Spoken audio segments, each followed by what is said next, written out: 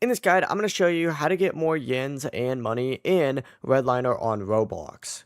Before we get into this guide, make sure to like the video and subscribe to the channel with all notifications on. It really does help with the channel and it lets us know that you want more content like this.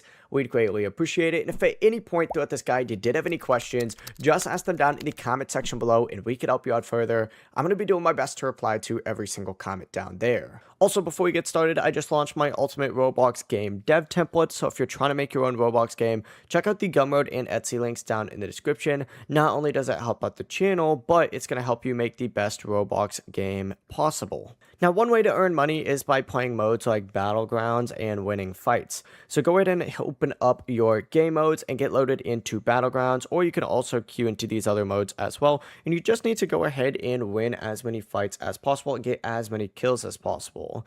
Now, something to keep in mind while doing these, if you go down and select this clipboard icon, you're going to pull up your daily and weekly contracts or quests. You need to go ahead and try completing these as well. And most of these are just like common sense kind of things. Like one of them is literally completing the other daily contracts, and that's going to give you a ton of in-game currency, which of course you can use to roll for skins. So complete these tasks while playing matches, and after completing them, go back to this menu and just select them, and it'll go ahead and claim them. And the process really is as simple as that.